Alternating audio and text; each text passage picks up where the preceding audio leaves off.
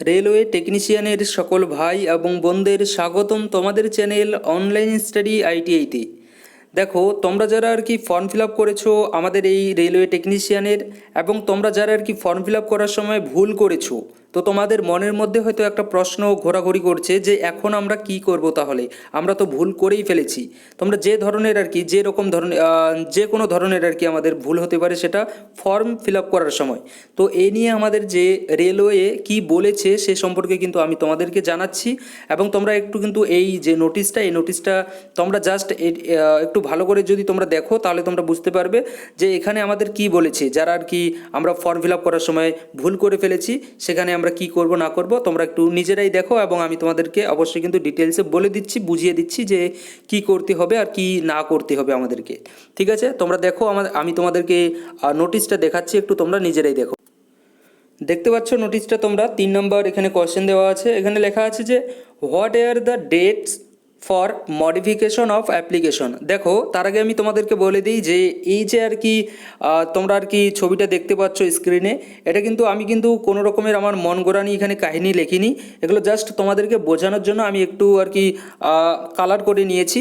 এবং এটা কিন্তু তোমরা কিন্তু আমাদের যে রেলওয়ের অফিসিয়াল ওয়েবসাইট সেখানেও কিন্তু তোমরা চাইলে নিজেরা দেখতে পারো।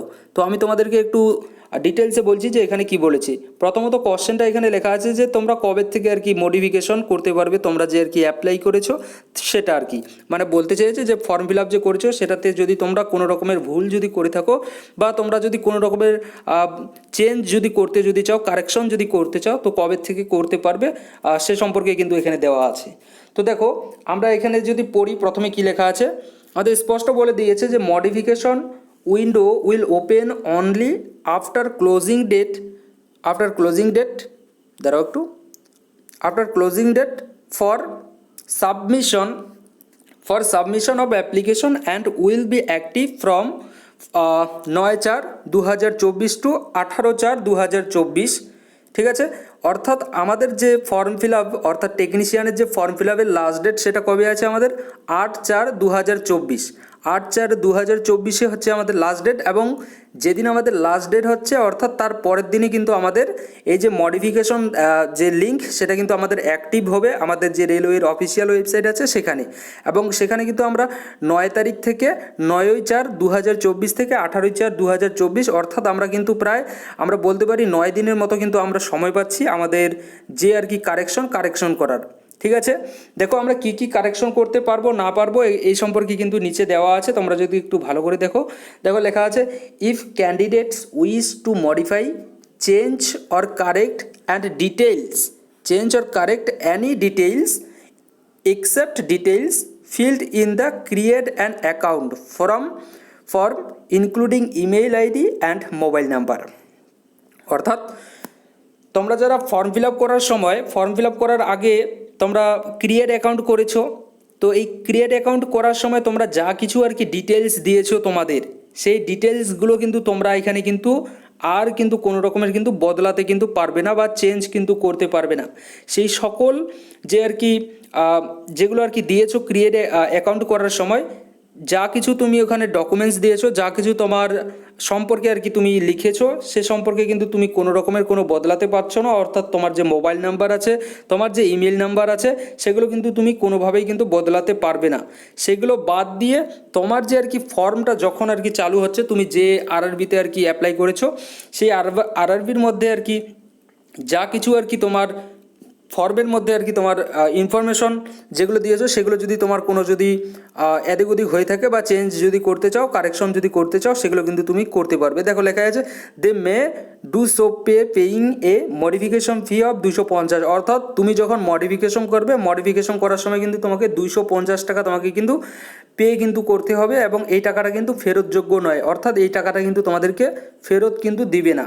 এখানে লেখা আছে নিচে দেখো হলুদ কালার দিয়ে, please note details fill in create an account form and choose N RRB can not be modified. অর্থাৎ তোমরা যে আর কি ফর্মটা ফিল আপ করেছো যেই আরআরবিতে, সেই আরআরবি কিন্তু তুমি আর এখানে পরিবর্তন কিন্তু করতে পারবে না। তোমার যে আরআরবির মধ্যে তুমি ফর্মটা ফিল আপ করেছো সেই আরআরবির মধ্যেই তোমার ফর্মটা থাকবে, কিন্তু সেই ফর্মের মধ্যে যদি আর কোনো যদি আদার্স যে সকল তোমার, যেমন ধরো আমি যদি বলি তোমার বাবার নাম, তোমার নাম, এগুলো যদি ডেট অফ বার্থ, এগুলো যদি তুমি পরিবর্তন যদি করতে চাও তাহলে কিন্তু সেক্ষেত্রে তুমি এখানে পরিবর্তন করতে পারবে।